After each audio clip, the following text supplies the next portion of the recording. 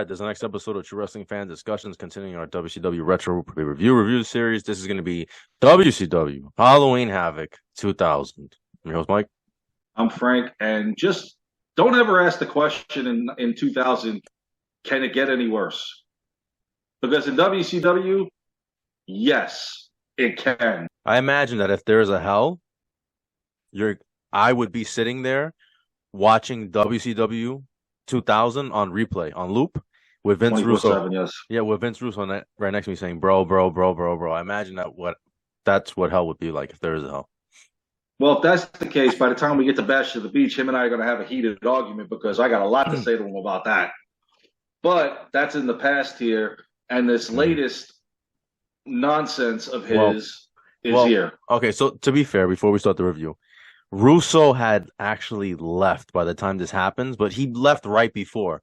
So this is all the stuff he set up. Like all this stuff, this is still his fingerprints are still on this, despite the fact that he's not there. Because I think he ends up getting injured versus Goldberg. I think Goldberg spears him, and he gets hurt. I think that's when he had the championship. I could be wrong. I wasn't really watching back then. I think it's somewhere around there. Yeah. And then he's concussed, and then he goes home and he never returns ever again. Thank God. Actually, it was over anyway. But yeah, but his fingerprints are still over this. So let's just get this part started. Now, don't get me wrong. They had some nice young talent that I liked. Yeah, on paper, it's just the way they used them, like Jindrak and O'Hare. I love them as a tag team. Yeah. I thought they could have done really well if storyline and booking was done correctly. So here we go. Speaking of them, opening match for the WCW Tag Team Titles Triple Threat match. The Natural Born Thrillers, Mark Jindrak and Sean O'Hare, defending against the Filthy Animals of Rey Mysterio and Billy Kidman, and the Boogie Knights of Disco Inferno and Alex Wright. Why? Because Berlin didn't work. And this will be one of two appearances of the Natural Born Thrillers. Yep, because the whole group of the Natural Born Thrillers, perfect event, whatever you want to call it, they're like the new NWO, which is sad because they suck. Mike Sanders leading this group of guys that are talented. Like I said, Mark Jindrak and Sean O'Hare, I was very impressed by them. And not so much Stasiak and Palumbo, and sure as hell not Mike Sanders. You know like Palumbo from the FBI? Every time I see him, I think of Billy and Chuck. I mean, they did have a catchy theme song. Yes, they did. Conan joined the commentary team on this one. Your commentary team, however, oh my God. Oh, Lord Jesus. Tony Schiavone, Stevie Ray, I could deal with those two. Stevie Ray was fine. This dimwit, Mark Madden, is the worst commentator ever. Ever. He's an idiot. He was trying too hard to be like that heel commentator. Yes. It didn't work. He was like, if he was trying to be Bobby Heenan, you're not. Yeah, I think he was trying to be Jerry Lawler, but it didn't land. He's a doofus. I'm sorry. Big guy, small little hands, looks like a freaking T-Rex running around there. Says everything that's so freaking stupid. I did like his Hawaiian shirts, though. His Hawaiian shirts are pretty cool. Anyway. When that guy got on commentary, WCW just should have just closed the doors that night. Because anytime you listen to this dude... And he had been working there for years, but he was more like a backstage guy. He was the American Online guy. Yeah, and he was... That's why they should have just left him there. I think he might have also been a producer or something. I know he was, besides the America Online stuff, he was actually doing stuff. Yeah, anyway. They should have just kept him there. But anyway, this match itself, it wasn't... It was all right. I say it was terrible. It was all right. There was some cool spots with Mysterio flying around. Oh, yeah. Mysterio and Kidman doing some good stuff. A lot of double teaming going on, which was fine. It's a triple threat match. I loved Sean O'Hare's Swanton Bomb. For a big guy... The Swanton Bomb. And when him and Jindrak got to WWE, I was kind of hoping they kept them together. They should have. Because they could have been an awesome tag team. Yeah. Like I said, there was a lot of talent between the two of them. And they just weren't used right. And, of course, they both exited awfully quick. Well, O'Hare, faster than Jindrak. But in this case, O'Hare hits the Swanton bomb on Disco Inferno. He got the pin. They keep the tag team titles. After the match, Alex Wright is, for whatever reason, hitting Mysterio repeatedly with a chair, and then Kidman. Conan got in the ring, but Jindrak and O'Hare attacked him, so now he's allegedly hurt. He's got a mixed tag team match later on in the night. And then, of course, here comes, for whatever reason, Sergeant AWOL, or A-hole, whatever you want to call him, comes down and got rid of Jindrak and O'Haire. This is the wish list D-Generation X, Misfits in Action, where the only guy I liked in the whole team was Hugh Morris. That's the only. It was MIA, right? MIA? Misfits in Action, yeah. And then he was General Rection. Yeah. Like I said, wish list DX. Russo was just trying too hard and not succeeding. So the next match on the card was for the Hardcore Championship, if there was such a division there. Reno, another member of the Natural Born Thrillers, defending the title against Sergeant AWOL. It's funny because if you notice a trend to start the night, the participant for the next match was the one coming out kicking ass. And then, oh yeah, by the way, I have a match. Yeah. This match stunk up the show. I never liked Reno. There's some reason, there's something about him. I don't know. Sergeant AWOL, the gimmick didn't work for me, brother. Didn't even work when he was the Wall. I mean, so none of it worked. They tried in the hardcore division so they tried so hard in WCW, and they just shot the bed every time they did it. I want to say something too, though. It didn't even look like Halloween Havoc. No, because it wasn't. They didn't dress it up. No, and that was the thing about Halloween Havoc. Because Halloween Havoc always had a unique Halloween look, Halloween theme to it, and this just looked like any other generic pay-per-view. Not to mention they had the logo for the new WCW game all over the ring. I never played that game. Damn. No, I didn't either. Backstage Assault? No, I gave up. For me, it ended WCW NW Revenge, which is my favorite wrestling game of all time. It ended there. It stopped there for me. Once they lost the license, I don't want to get on the side tangent, but once THQ I should say, once THQ acquired the WWE license and wasn't involved with WCW video games anymore, that was it for me. It just wasn't the same. And then once WrestleMania 2000 and No Mercy came out, I was hooked on those. It was the same because it was the same engine, same. Still played the other two, still do to this day, because I just loved it. Yeah, those are great games. But anytime once they tried the hardcore division, it never worked. They tried to mimic WWE, who mimicked ECW. WWE at least was a little bit more entertaining. It was a shit fest. And of course, AWOL puts Reno through a couple of tables. Everybody was going through tables tonight. The disqualification rule did not exist tonight. Oh, tonight, for whatever reason. We're gonna get into that except in the main event. But look, the undercard of the main event. But it took a while. We'll get into that later. Yeah, seriously. They took the fight to the back and they went past the producers, and for whatever reason, AWOL hits Finley. I don't know why. And then they went back out ringside. Reno hit the roll the dice on AWOL and gets the pin, so he keeps the hardcore championship. After the match, Palumbo and Stasiak came down and attacked AWOL, and then to follow Lieutenant Loco and Corporal Cajun, Chavo Guerrero and Lash LaRue, came down and cleared the ring. And then we were led to believe that this was a just signed match between the four participants. You could have left it to Monday Nitro. I would have waited, no problem. Which, by the way, I didn't get this pay-per-view. No, neither did I. So I checked out. I had checked out already. So it was done, yeah. I've always said that I pretty much stopped watching every week after the Finger Poke of Doom, but I would still click on just to see okay, what's going on. So I kind of, but by this time in 2000, I didn't even know what was going on. Bash at the Beach, I was done. By that point, I was. Well, you done. stuck around. You stuck around for a while. Like I said, I got Spring Stampede because I wanted to see if this was the last gasp of air where if they got Mike could Awestin. bring any talent in, and we get that idiot. You got Mike Awestin. Yeah, they could have kept him. So, of course, now in the back, Shane Douglas is thanking the Natural Born Thrillers for taking out Conan. Of course, he's got his match with him later. This is another thing about. I've completely forgot that he was the franchise again. Yeah, but at this point, it didn't even matter. Nope, because they didn't do anything with him. No title shot. No. By this point, the title shots pretty much consisted of Booker, Steiner, maybe Page, and that was about it. It was just mainly Booker and Steiner. Yeah. And nobody else got a shot. So, doing this whole new blood thing meant nothing.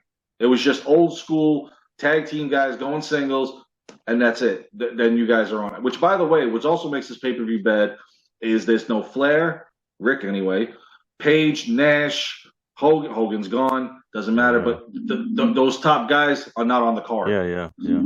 So you're left with a bunch of misfits, no pun intended. So our next match on the card, which was just booked, Lieutenant Loco and Corporal Cajun versus the Perfect Event of Sean Stasiak and Chuck Palumbo, who are having their own issues arguing with each other during the match, even during the kickboxing match later on.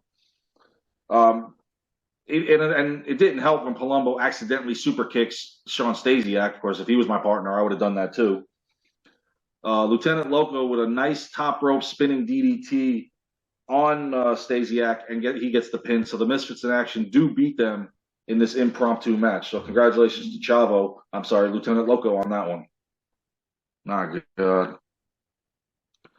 Next match on the card is a intergender match with pretty much no rules.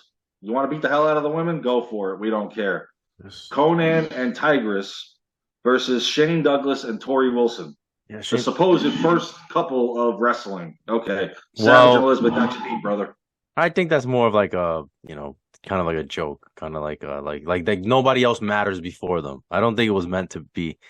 No. It wasn't a slap to Right. It was like they were better than everybody. So they're the first, or whatever. Anyway, they were trying to reimagine like Francine and the franchise, right? I guess they can't. They're never going to duplicate that. I mean, Tori looked pretty damn good as Wonder Woman. I got to admit that.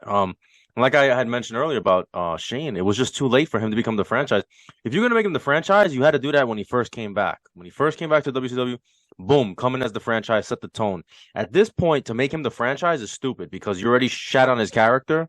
Mm-hmm. So what's the point? And you're not pushing him. And you're not pushing him. The franchise. He's the franchise. He's the main eventer. The franchise is exactly. Right. That's what he was at ECW. Yeah. So and then he's trying to do kind of like an Attitude Era thing too. That was Russo's thing. It just I don't know. It just didn't work. It didn't work. No, but it just. No. And of course, Conan was looking for Kidman or Mysterio to take his place in the match because he's hurt. They can't. Tigress comes out. She started going at it alone, and until Conan finally did show up again. An intergender match usually means if Conan's tagged in, Shane Douglas has to come in. No, we're just going to beat the crap out of the females. Why? Oh, I forgot. We saw Chyna and Jeff Jarrett do it, so now we can do it.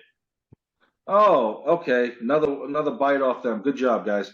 And of course, the moves that they're using are all, instead of the Bronco Buster, it's the Face Buster, which Tigress had went for it, and Tori pulls Charles Robinson in front, and he gets it.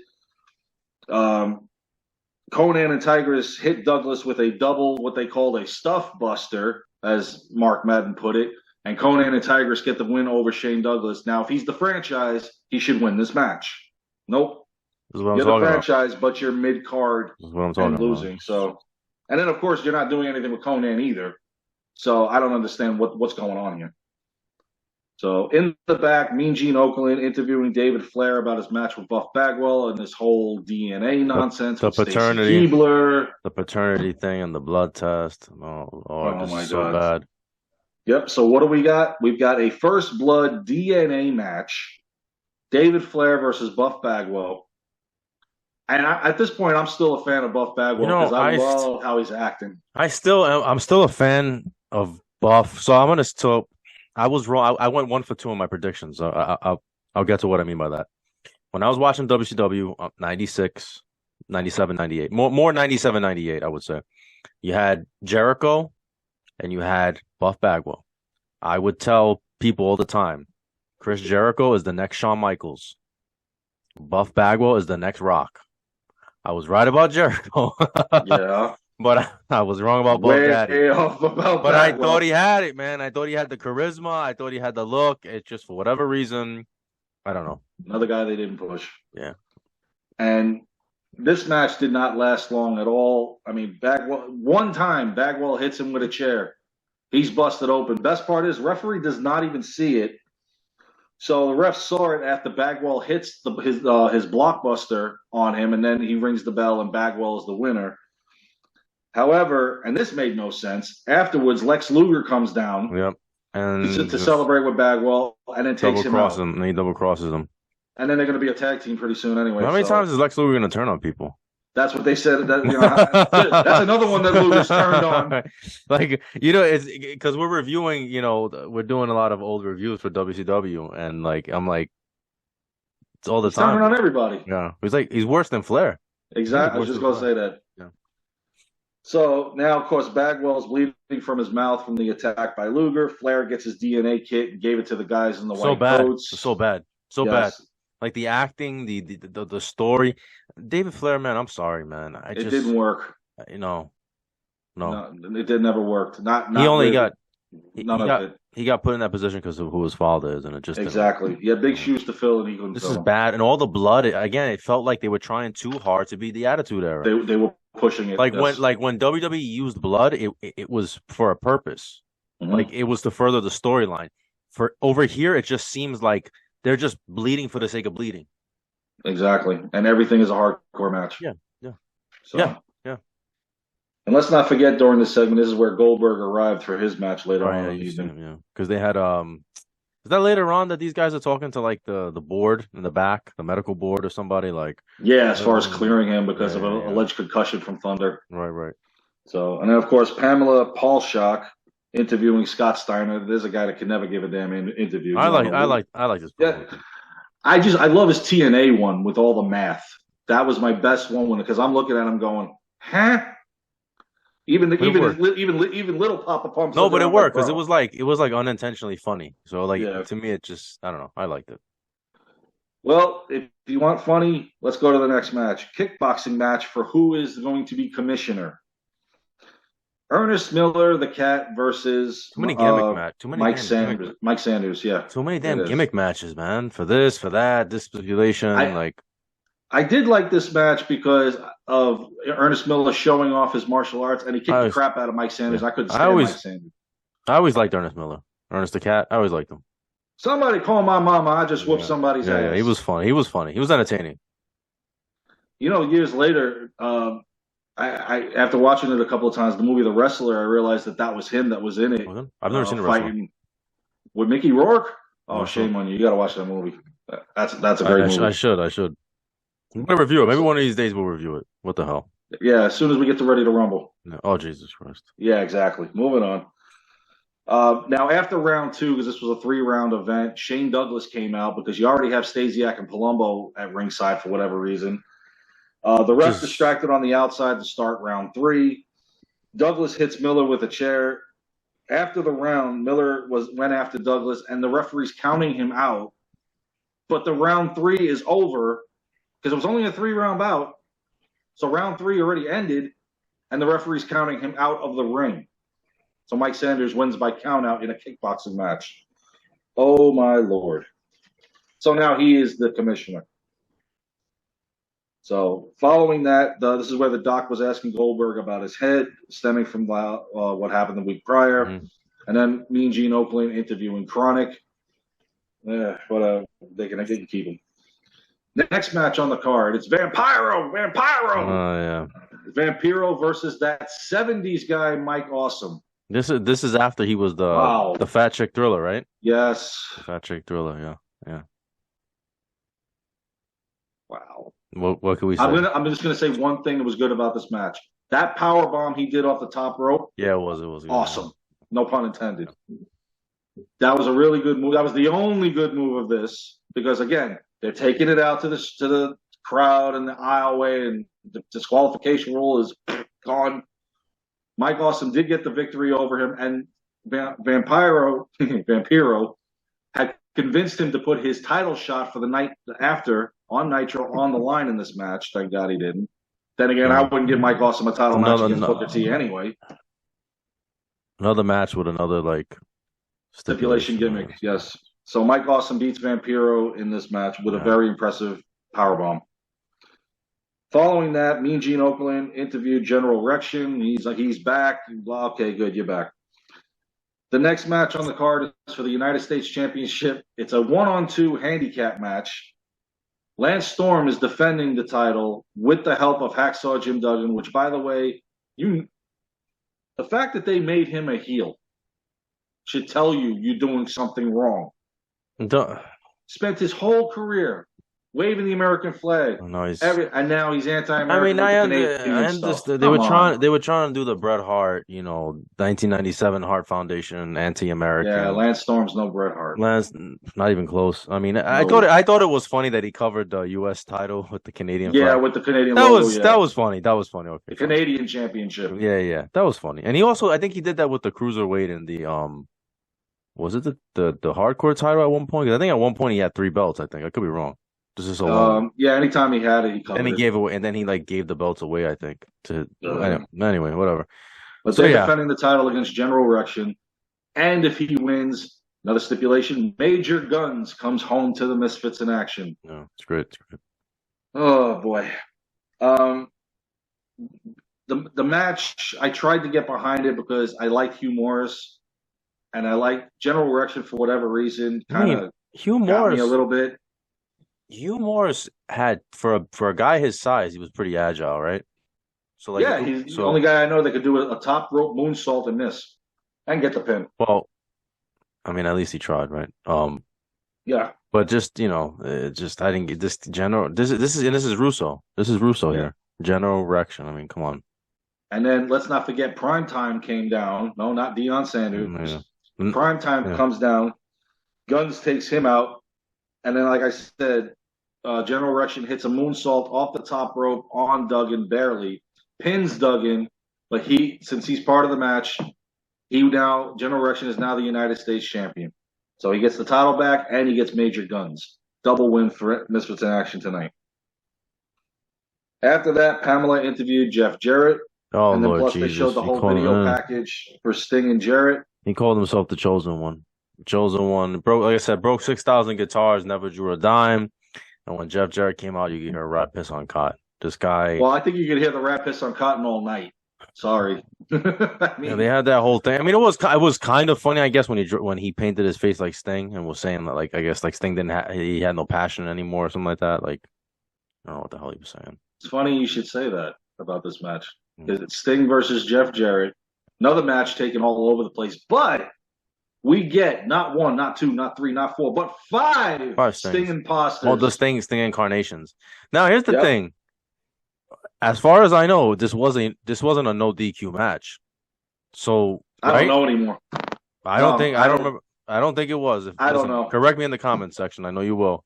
But why is it let to happen? I'm assuming that no DQ was out the window. But why is I would imagine Jeff should be getting disqualified if all these guys are interfering in the match.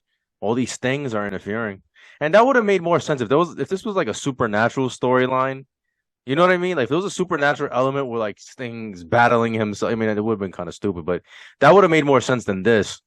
This was basically like that 1990 match versus Sid on steroids. Like he fought the Surfer Stings, he fought the Wolfpack Sting, and then he fought was the 89 imposter that came out. Oh Lord Jesus! Scorpion Death dropped him. Fight with Jarrett then ensues to the crowd. Shortly after the 1990 Sting comes out. Sting takes care of him. Scorpion Death drop after Scorpion Death drop. Yeah. Then the Wolfpack Sting comes out, and that guy's actually bantering to the crowd. That was hilarious. He was giving high five. That was funny. That's how ridiculous this pay-per-view is. Yeah. Sting used the baseball bat, and then the Scorpion Death drop on the stage to that one. Then Jarrett grabbed the bat and hit him. Jarrett uses the bat on him. Yeah. So then another Sting comes out through the ring and drags him. It's like Undertaker. Which, by the way, I want to jump ahead for just a minute. I love how they fixed the ring for the next 2 matches. Let's just put some tape over it. Yeah. Let's not fix it by putting a whole nother cover. No, let's just put some tape. Good job, guys. Now, when that Sting came up from the ring, he was all bloodied, battered, and beaten. He would actually play another role because he came back, hitting Sting with the guitar. No, and Sting no-sold it. Yep. But he couldn't also the one from Jarrett. Right, but then Jarrett hits him when he's out. And then he's out, and Jarrett gets the victory. And Jarrett wins. That's bullcrap. Sting should have gotten over on this one. Yeah. It's guitar pieces all over the ring. This was garbage. Yeah. No DQ. What's that? I didn't even know what was going on in this match with all the Stings. Like, there was too much chaos. Following this now, Pamela interviewed Booker T. He was moving his match up so that Goldberg could rest more. And then, of course, they showed the video package for Booker T and Scott Steiner. Because for the next match, Booker T defending the title against Scott Steiner. Well, that's interesting. Go Well, it's interesting because like it's a shame that Booker T is the champion at this point in WCW, where WCW is completely Exactly. garbage, and like nobody's really watching. It's a shame because Booker T is a great wrestler, and it's interesting because here you have the former Harlem Heat, former Steiner brothers. These guys are singles now, and they're obviously great wrestlers. Yeah. Steiner had kind of lost a step. The bigger he got and the older he got, Oh yeah, the crazier the he got. less the crit, but he couldn't really move quite as well. But I just feel like it's a shame that at this point Booker's your champion and obviously Steiner's in the main event picture, but nobody's watching anymore. And then what's even more sad is that Booker, during the time between July and when they closed the doors in March, 5-time champion, not even within a year.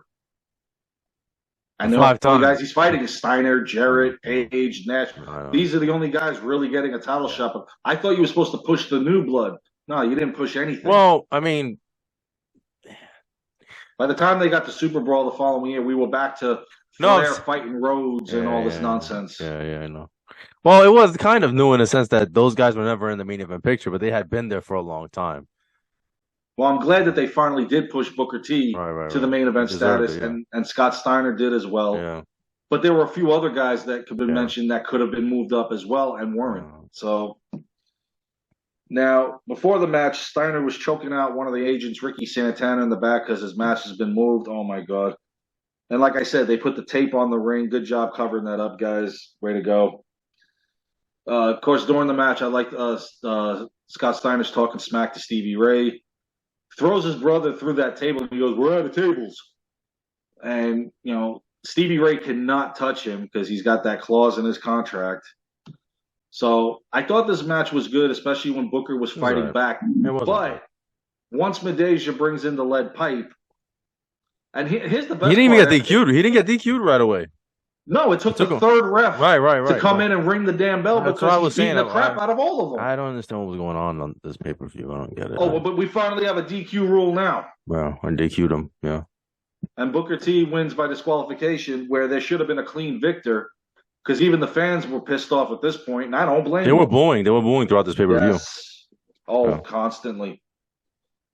So now we go on. They showed the video package for the main event. Now here's another stipulation. Goldberg has to reinvent the 175-0. If he loses, he's out. But the thing is, Goldberg lost in a fall brawl. So what? Was it put after though? Because by this point he's 12-0. Yeah, but that's pretty stupid though, don't you think? It is.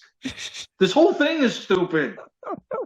The fact that Goldberg versus Chronic is the main event with 5 minutes left to go in the event, because this match was literally 3 minutes 40 seconds. Right. So they when they said it was a 1-on-2 handicap match, they didn't bother to mention, oh, by the way, this is an elimination match,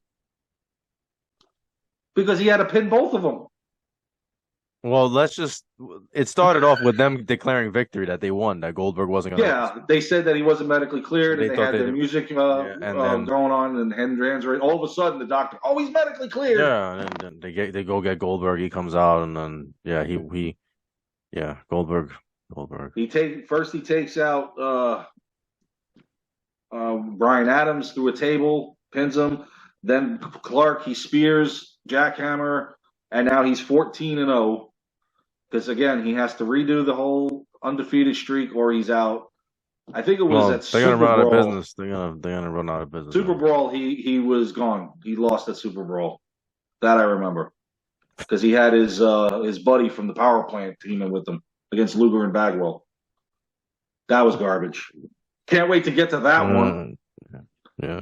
But overall, this was worse than '99. This was the worst one yet.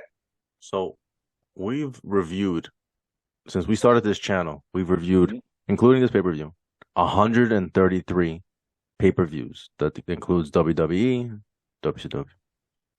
This is the worst one we've reviewed, I think. Yeah. But we're not going to say that for long, because once we get to another one in 2000, I'm sure that's going to set the bar even higher. Because remember, we've only done, I think, This is the only 2000 pay-per-view we've done. I hope it's the last. I honestly hope it's the last. Yeah, nah, brother, because the next time we get to a 2000, I think is Super Brawl in February. No, this might be the worst pay-per-view I've ever seen. It might be. It's definitely it's the worst one we've ever reviewed. All of them in 2000 were bad. I remember watching them when the network came online. Yeah. I was watching those pay-per-views. All of them were bad. It was just one. The next one was worse than the last. Let's just put it that way. To sit through this was a struggle. Oh, I can't. I couldn't. It took multiple. Yeah, it took you multiple viewings. Yeah, I had to pause to go do something, come back. Dude, I had to turn it off, go out for a drive, run a couple hours just to come back and clear my head. No, this is bad. I don't know what I was watching, and there's no way that a booker in WCW can honestly say, "Oh, good show, guys, don't you think?" There's no way they can think that this was good. Well, you understand why they're only in business for another 6 months, maybe something like that. Yeah, that's it. Yeah, so yeah. Well, we can go on and on shitting on this pay-per-view, but you guys get the point. So you guys let us know what you think. And if anybody out there that watches this review thinks that this pay-per-view was good, comment and just tell me why. Because, I mean, if there's a different point of view out there, I'm all ears. Yeah. And if you guys want to see more WCW 2000, let us know. And, I don't think we're going to get a lot of comments for that one. Probably not. But please like, comment, share, subscribe. We'll see you guys soon. Take care.